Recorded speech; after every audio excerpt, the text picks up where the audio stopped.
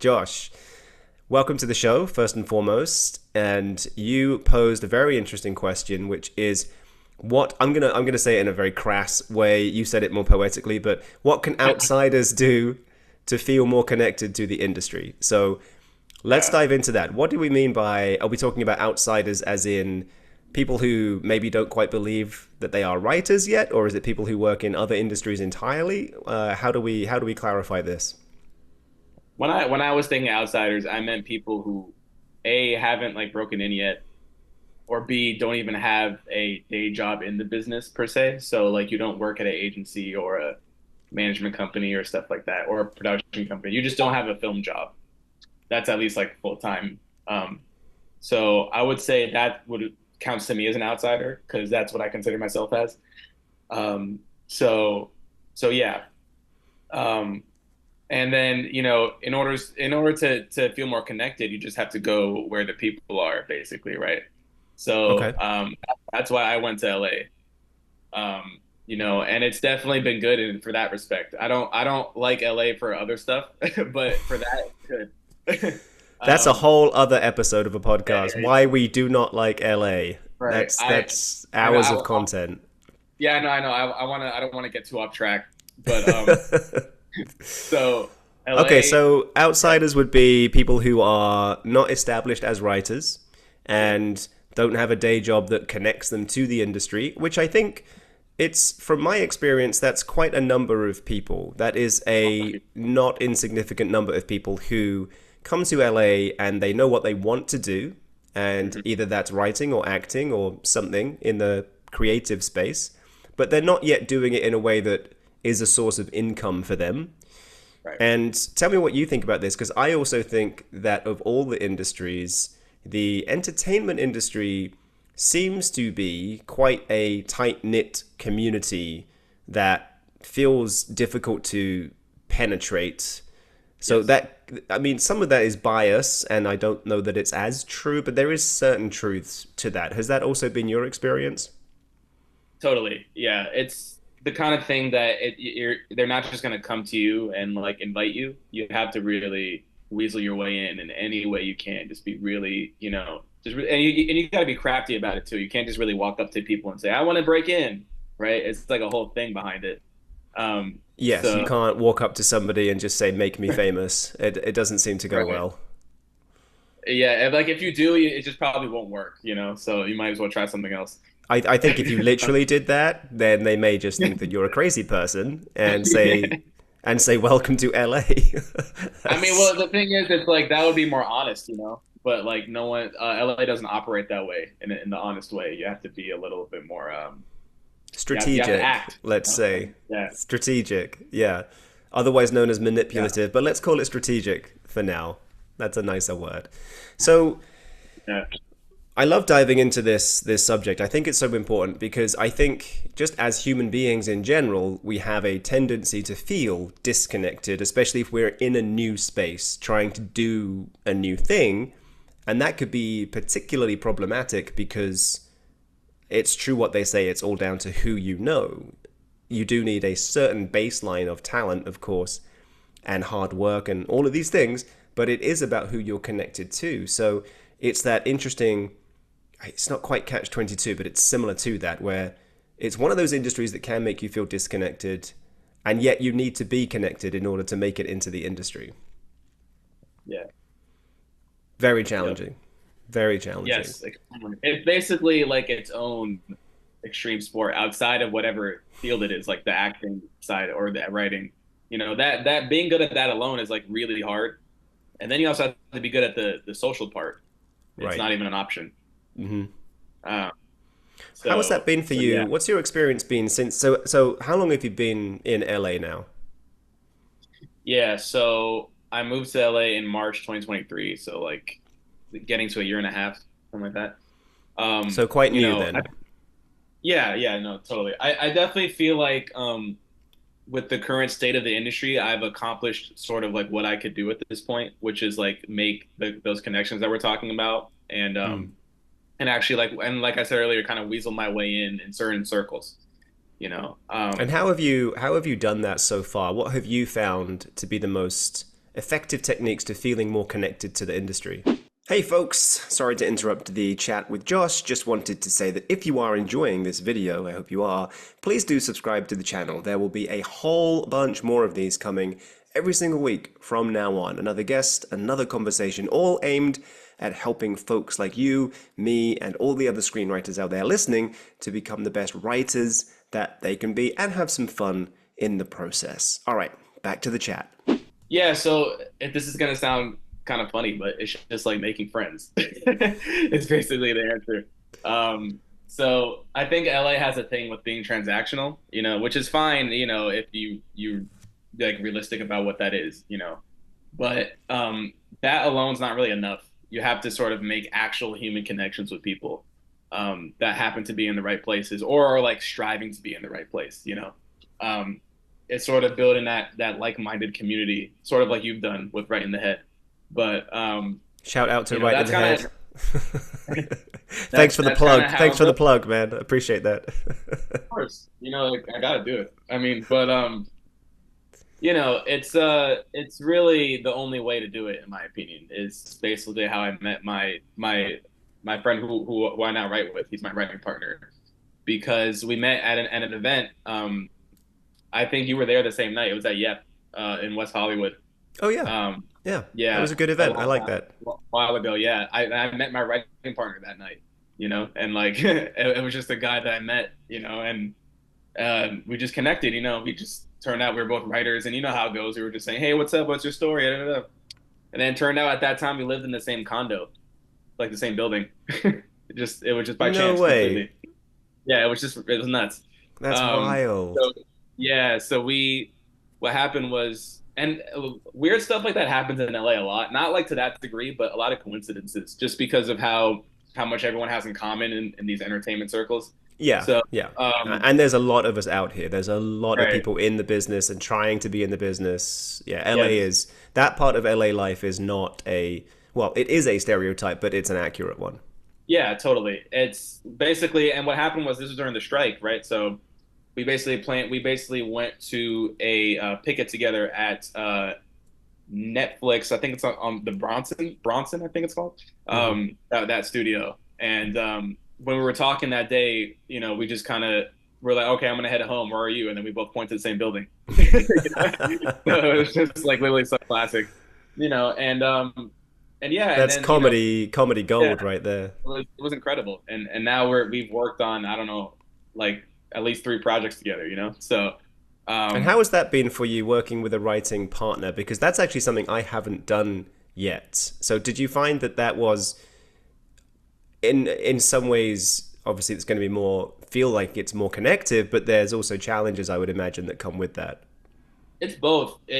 And you know what actually makes it so great is that we're actual friends outside of that, So, like I said earlier. So like me and him will hang out, and go to the bar and watch a game and have nothing to do with writing for a certain day. But then other times we like sit down and lock in and, so I think it's just so easy for us to talk to each other about whatever issue there is because we're not like just colleagues that barely know each other or something. And it's a business thing. It's just 2 friends who happen to be writing partners. So. I'm curious, before you came to LA, because what I'm hearing here, Josh, is that you took a fairly proactive approach to this. It sounds like you didn't sit back and wait for things to happen, or you had the idea to go out there, to go to these events, to meet these people. Is that something you've always been good at, or did you hear that that's the thing to do when you get to LA and therefore you just kind of went for it? It's a good question. I think it definitely started in more recent years that I became so proactive. I'm a natural introvert, so it wasn't like I was born with that. I sort of just developed that skill. It originally started, my interest in the whole thing started after college. I wanted to sort of, I got the whole screenwriting kind of itch, and I started working at NBC because I wanted an entertainment job, and that was in New York at the time. I'm from DC, so it was like East Coast, and that was a much more convenient move. But I learned the hard way that wasn't working in the promo department has nothing to do with like LA screenwriting and stuff. It's kind of like the entertainment industry is so divided into these kind of sections that aren't always related. So, for example, and I learned this later, like a day job in LA that relates is like working at an agency, or and then you meet reps and stuff, and then one day you might get rep by someone they know or something like that. But I didn't know any of that at the time. I was just out of college, so I had to learn all these things. Like, oh, okay, like that whole LA system is kind of really closed, and you kind of have to be there to sort of like get in the right situations. And some people make it work from other places, especially nowadays. But LA will always kind of be the center hub, like for in-person meetings, I think. So that's when I realized I was like, okay, that's when I should go. You know what I Yeah, mean? yeah. So I I think you're yeah, I think you're right that a lot of people now can make it work from outside of LA, but I also do agree that it seems to be the hub for yeah, just the in-person networking. right, I've been to several different cities, and I spent years in London, and that's huge for the entertainment industry, but it's not quite like LA in terms of the sheer volume of connections you can make. yeah. No, it's There's crazy. nothing that rivals LA for that. In my I'm sure there's somewhere out there that's even more of a hotspot, but not that I've experienced. So Yeah, I love that you didn't necessarily have this natural ability to network. As you said, you're an introvert, so it yeah, wasn't like you had this natural ability, but you kind of got the instinct and you went with it. And I remember coming out to LA, and the first few networking events I went to were just terrible. I mean, I felt so out of place. I felt so I was suffering from major imposter syndrome. yeah, totally. Anytime somebody asked me what I did and I said writer question mark, it was I hadn't even written a full script at that point. So Yeah, okay. how did you overcome those early days of did you well, first and foremost, before I make an assumption, did you have that same feeling of imposter syndrome? And if so, did you deliberately push past that, or is it something that's just changed over time, just with getting the reps in? Yeah, no, it's really anything in life, I think, comes down to practice, right? I mean, I wasn't like a totally smooth operator with it when I first started doing it. I kind of started in New York, actually. There was like a couple events I went to. And one was Yep. That's how I That's discovered. the Young Entertainment Yes. Professionals. I'm just going to give them a shout out because anybody listening to this, go check it out. Young Entertainment Professionals are a great networking group. They operate in New York and California. So I Yeah. don't know why I said California, Los Angeles. Yeah. But yeah, Um, sorry. Go ahead. Didn't mean to cut you off there. no, no, no, it's all good. Just wanted to do Yep a solid because they're a great group. Yeah, no, I should have said it too. No, they've done a lot for me, just in terms of, meeting people. It's amazing.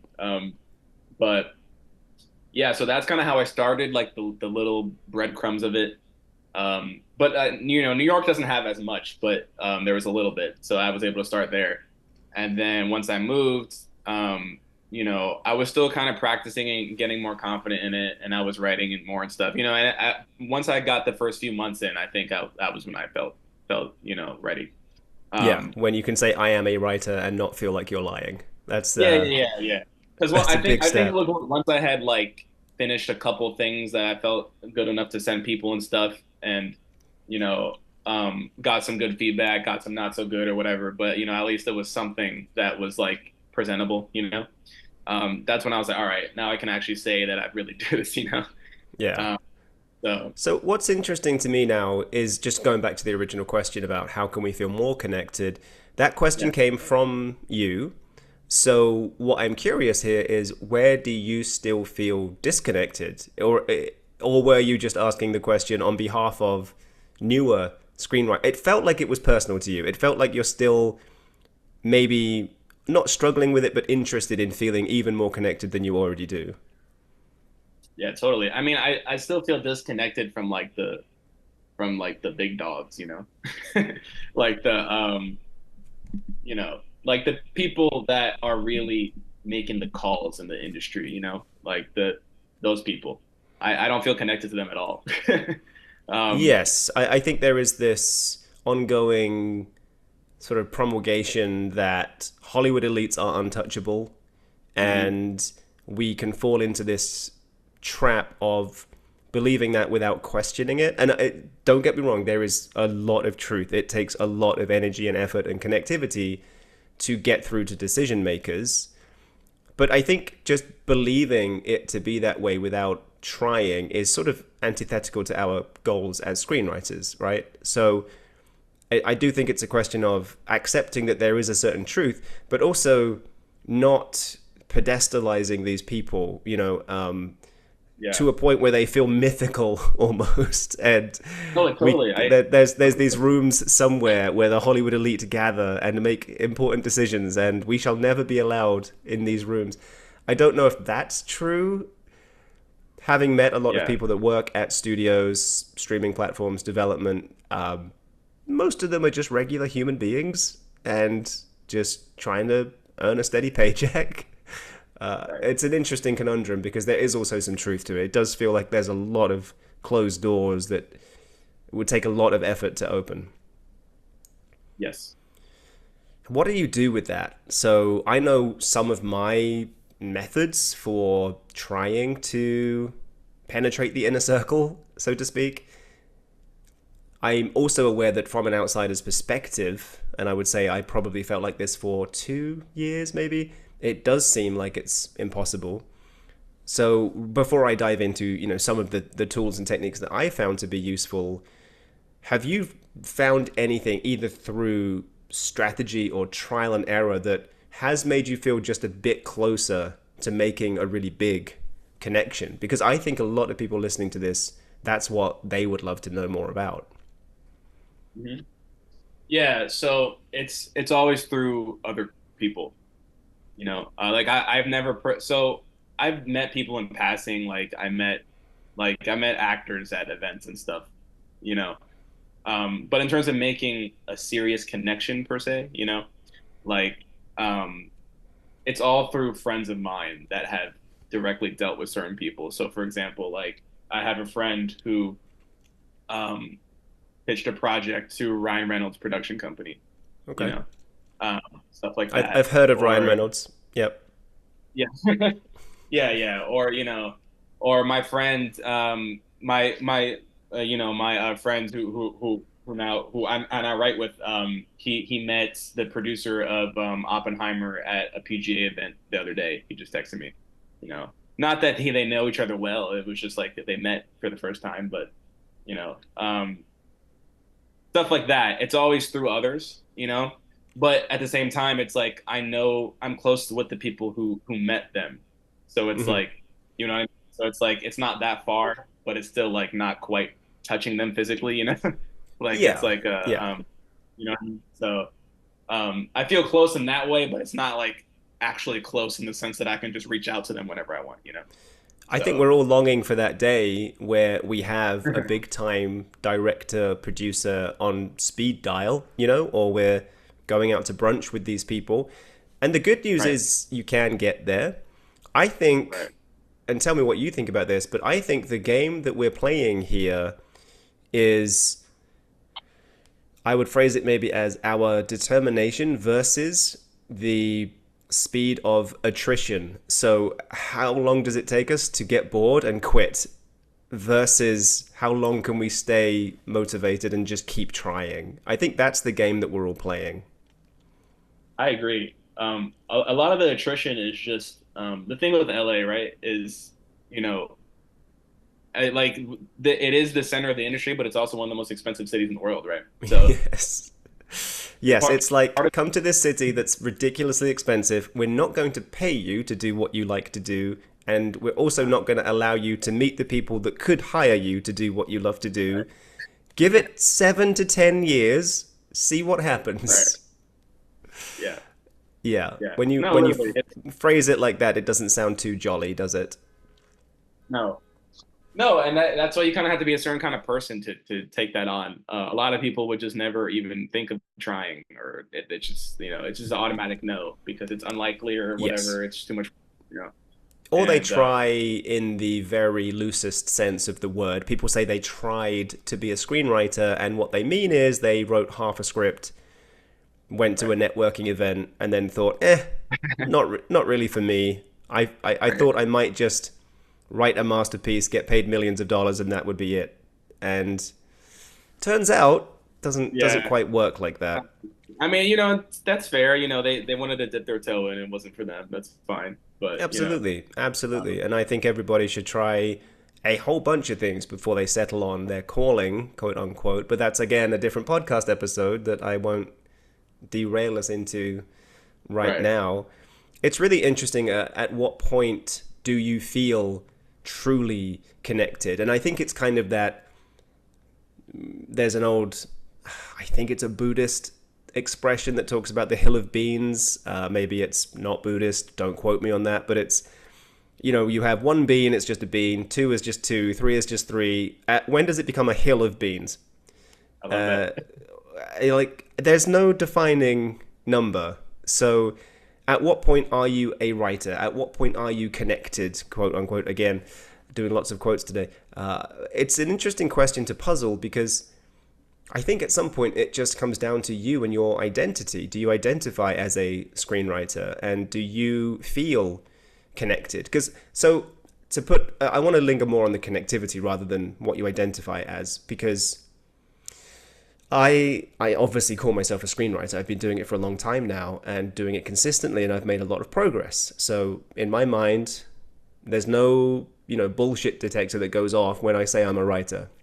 Yeah. But if I was to say I feel super connected, not quite, not yet. I have some amazing connections, and they are out there every day promoting the scripts that I've written, and that's an honor and it's a privilege, and I'm so grateful for that. But similar to what you were saying, I don't have the ability to make a call and get into a pitch meeting directly. And I don't even know if that does exist. I've heard stories recently that literally Aaron Sorkin couldn't get a pitch meeting with one of his scripts. And I think he already had Meryl Streep attached, or it was some crazy combination, and was struggling to get a pitch meeting. So I guess the question here is, at what point do we consider ourselves connected? Is there such a thing? I think considering yourself connected is so it depends on your goal, like you said. I think if you're really trying to like, make a Hollywood full-time career, like be a Aaron Sorkin type, then you have to have like the studio on speed dial, and like, you have to know big actors and all that, right? But most people who are never going to get there, I think feeling connected, just knowing other writers and who are serious about it, and then from there you can meet a lot just from that, though, especially if Mm. you're in LA. So then from there you meet other film people, and then it just kind of naturally sprouts. As long as you're like a social person who knows how to talk to people, and you make the right kind of impression on people, and you're pleasant to talk to. Um, Well, that leads me to a sort of a more practical question, which would be, let's just say you're attending these events. Attending the event itself, like a networking event, doesn't necessarily mean that you get to meet people and stay connected. right. So, in your experience, what have you found anything that helps you to actually do the networking part of a networking event? Is there an opening line that you use? Is it just the right amount of alcohol in your system? What is it that helps you to actually connect to people? Because I think that's in and of itself is a skill. Yeah. Um, I don't like thinking of it like you gotta have like a certain line in your head, because I feel like that's just way too contrived. This is not pickup. This is Yeah, networking. It's a different thing. yeah. They tell Um, me. I think that you're looking around and you're looking at people that look interesting, and then you walk up to them and just kind of be natural. Don't think of it like, oh, what can I get out of this person right now? Mm, They're like, oh, who is this guy? Who is this guy or girl or whatever. Let's see what they're about. Let's see if I mesh with their personality. right. 90% of the time, I think this helps too. 90% of the time, you have to understand that this person's not going to become like a close friend or connection to you. It's hard. So you have to like keep shooting the shots until they hit every so often. That's kind of what the whole thing is, right? Yeah, So, yeah. And I've also found, just to kind of piggyback on that, mhm, most of the time they're not going to be immediately, I hate using this word because it's not transactional, but useful. Mm. It's, you don't go to most networking events and meet a producer who's looking for a rom-com. It's Yeah, just, exactly. I I wish, but typically that doesn't happen. Typically you'll meet other screenwriters, actors, maybe some producers, maybe a director who calls himself a filmmaker, which confuses me because that's all of us. But it's it's not a question of, so something I used to do is build my hopes up a bit too much, going to a networking event and thinking I might meet a decision maker. And I'm sure it's kind of like a compound interest effect, right? Because the more people you know, the more you would get invited to events where there are bigger names there that you can then connect to. Yes. But in the early years, you're not playing at that level yet. You're meeting people who are roughly the same kind of level as you, but what might happen, as it just did for you, is somebody at roughly your level then goes to a different event and happens to bump into a producer from Oppenheimer. And so now you've got, only by one degree of separation, you have a new connection that does kind of up the ante a bit. So yeah, we're playing a very strange game here. It's kind of five-dimensional chess where we can't really predict what's going to Perfect way to put happen. We just we just have to keep making moves. Right. Totally. Yeah. No, it's LA is basically like, okay, let's try this now. You know, that's what the whole thing is, because a lot of Yeah. times it just turns into, and I've met people and we vibe in the moment, and then I text them and they don't respond, or like we hang out once and then they go ghost or whatever, and Well, now you're just quoting my dating life. That's the best. well, and because like unfortunately LA has a lot of people that are just looking at it as like, oh wait, I'm okay. If this person isn't immediately useful for some reason, then I'm just not interested. Yeah. You know. Yeah, So that's the vibe. You can almost sense the disappointment at the events, and you meet somebody and they say, "What do you do?" and you say, "Screenwriter," and they're trying so hard not to frown or look disappointed or just immediately turn around and walk away. right, It makes you want to exaggerate the answer. So right, they ask, "What do you do?" Well, I'm a writer, producer, director, actor. Any of these working for you? No. Just keep saying something until their eyes light up a bit. right. And the problem with being everything, it means you're nothing, right? So you This know, is the other thing, Josh. This is the other thing. I hear this a lot at networking events. I made that comment before about saying you're a filmmaker. I right. don't understand it because it's not specific enough. So I would argue that a writer is involved in filmmaking, a director certainly is, actors are, post production, composers, we're all making films. Come on. Just everyone's So playing. I just think filmmaker is not a great way to introduce yourself. But that's a personal thing. I'm probably wrong about this for many reasons, but I would say, like, to your point, be more specific. Be a writer. Yes. Even if you do other things. I mean, I act. I've probably spent more hours in front of camera than I have on screenplays, but I wouldn't introduce myself in that way. Not at this point in my life. Right. Well, because you said that you only would play stuff that you write, right? Or That's how it is now. Yes, yeah, I will put myself in scenes that I have written. I right. don't go to auditions. I don't put myself out there as trying to act in other people's projects because it's just not a focal point for me right now. I'm very focused on screenwriting. I don't want to distract myself with other things. Once I establish a bit more of a foothold as a writer, then maybe I expand and maybe more of my time and energy could go to acting because I do think you can do more than one thing. I just think it has to be sequential for most people. There are always people who break that rule and they are very good at everything and they get a reputation for doing everything. But for the majority of people, it starts with one thing and then they expand upon that once they've developed a reputation. Yeah, totally. Which becomes Yeah. easier to do if you've had success as a writer and then you go to your reps and say, I kind of want to be a small role in one of the things I've written. You're more likely to get that smaller role and then that could lead to bigger roles. It's more of a progression rather than trying to do everything all at once. Right.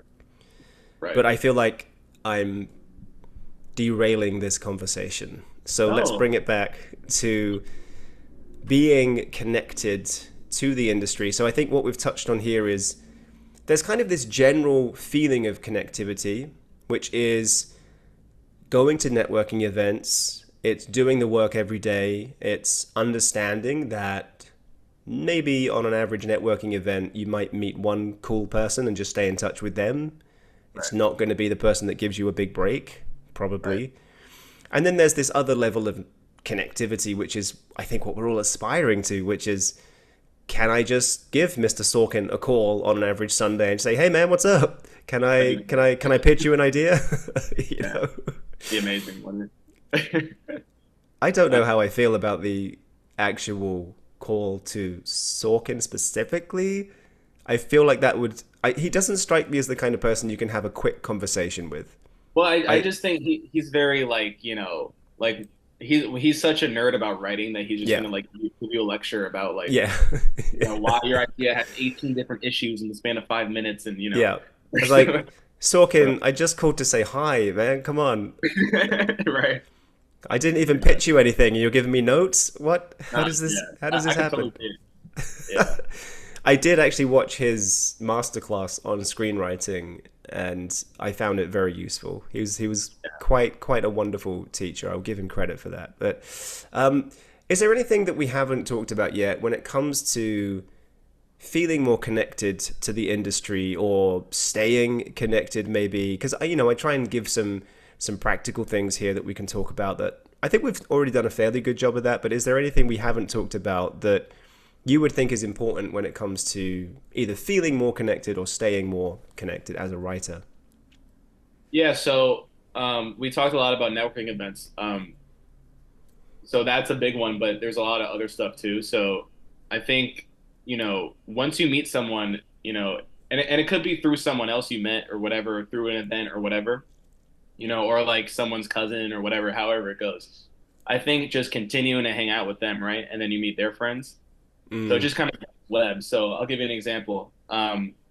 My friend who I met this person through, I was in a private Gmail group, and she was emailing because she was starting a writers group, and so I basically went to one of her meetings, and then we just naturally became friends, and then she joined the WGA baseball team, or sorry, not baseball, softball team I was on, hmm just like that thing, and so it turned out that she had a friend that knows writers from Better Call Saul, for example. So like I found that out because we all went to a baseball game together for the Right. for the LA Dodgers, and it was just like I had no idea. The thing is, like, you're not gonna know beforehand. Like I Right. had no idea that she had Right. a friend and these people were. You know what I mean? Yeah. It was naturally, but because I was just naturally putting myself out there and all that hmm now, and then she's telling me, oh, like, yeah, next time, like, I'll like make sure to introduce you, and it's like one of my favorite shows ever, so it's just Yeah. crazy. Yeah. It's an Magic of amazing LA, show. Yeah. um and And you're right. You're not going to know it in advance.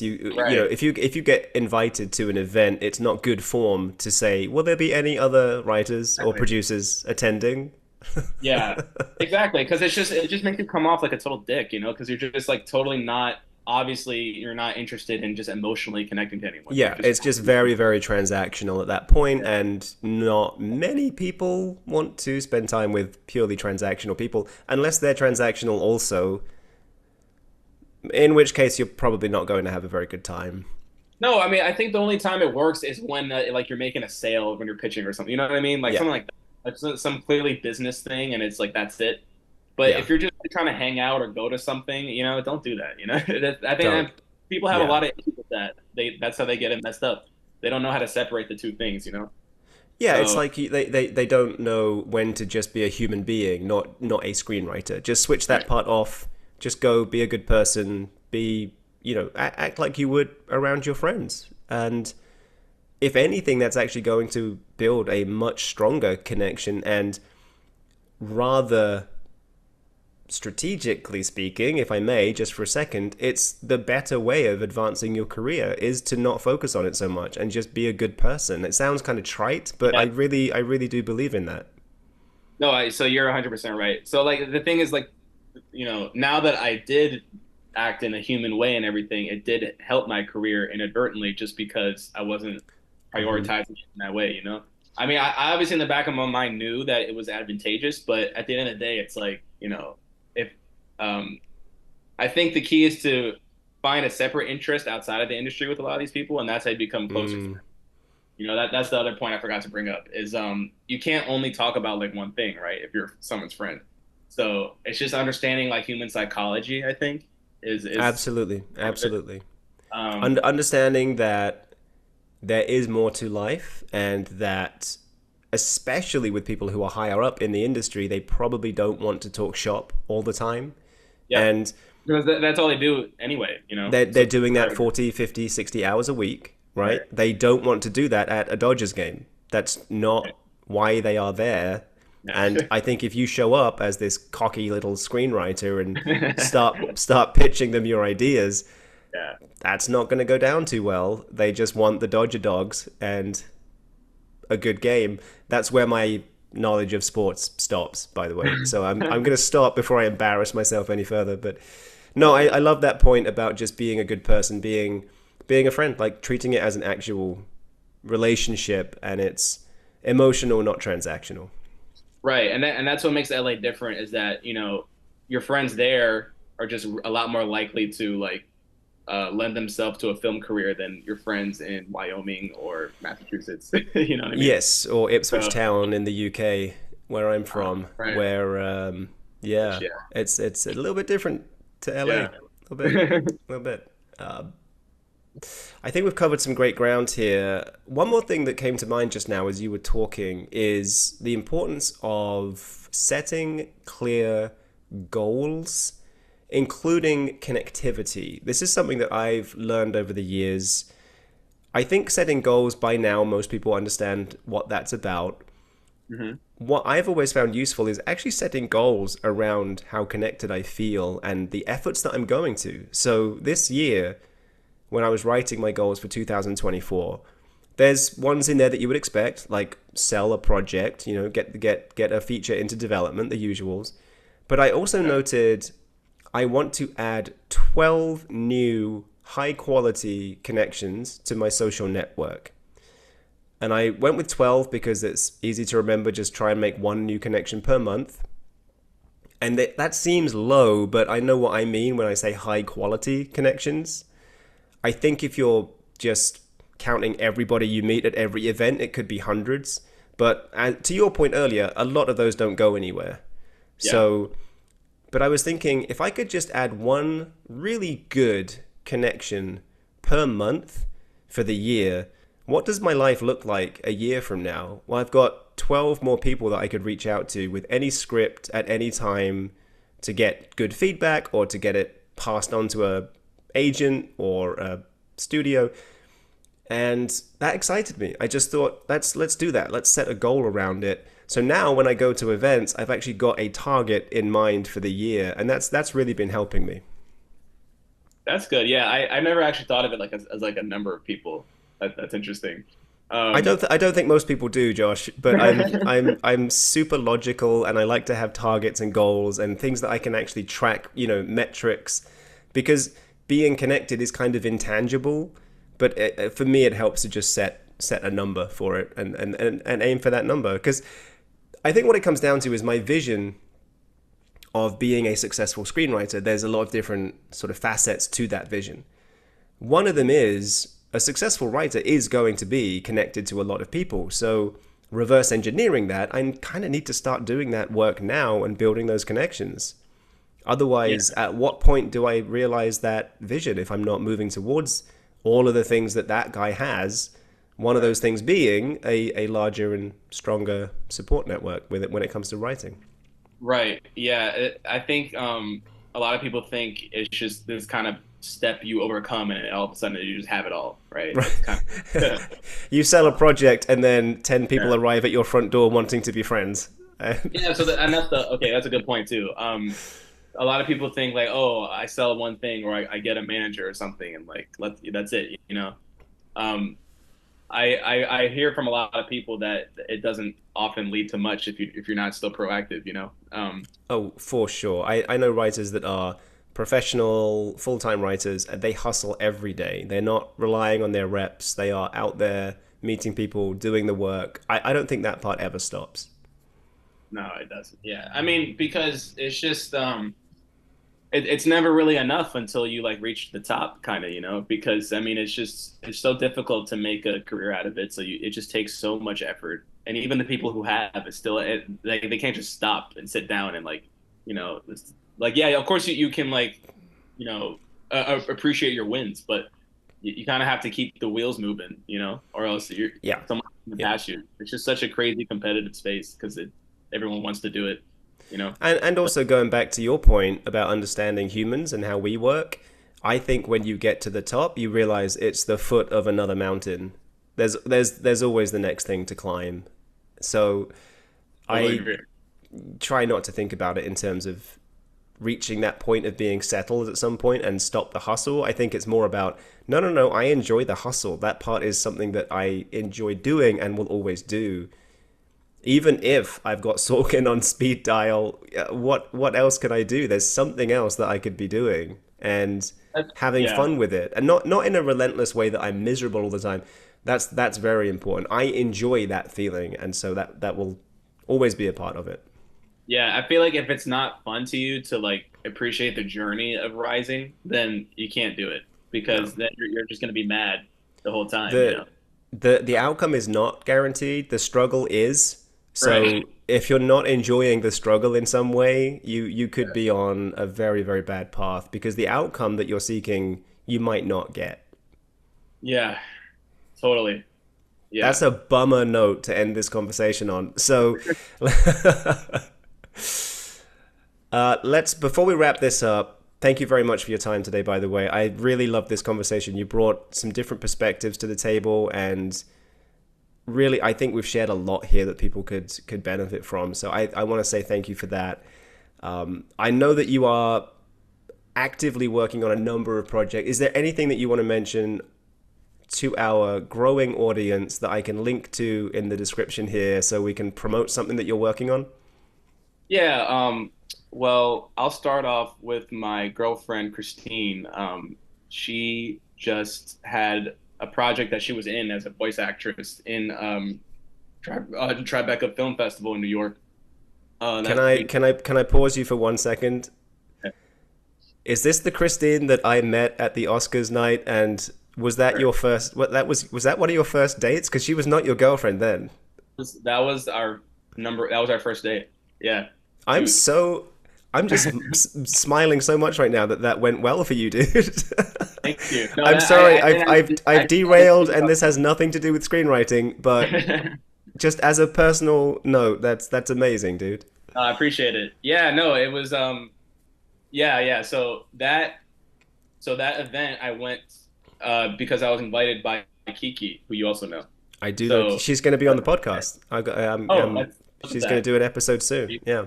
See, that's the whole LA thing working, Yeah. Crazy. It worked out. No, I appreciate you saying that.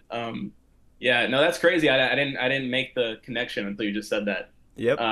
I remember it well. That was our first date. Was the Oscars night. For the listeners, it was this event in Santa Monica that was a very LA. It doesn't get more LA than that. Oscars watch party in Santa Monica. Dressing up to watch the Oscars, not at the Oscars, somewhere else.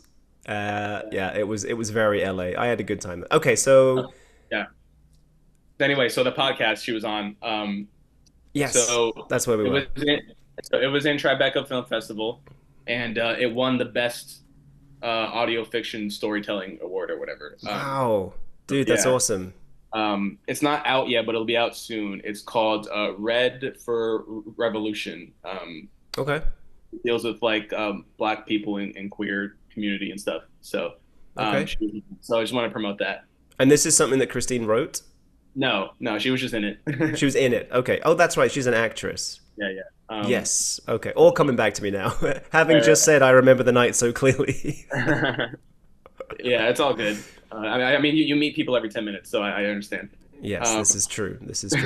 So, and then in terms of my personal stuff, I am working on something that I did show John on the side, It's something about my personal upbringing as a Jewish Dominican.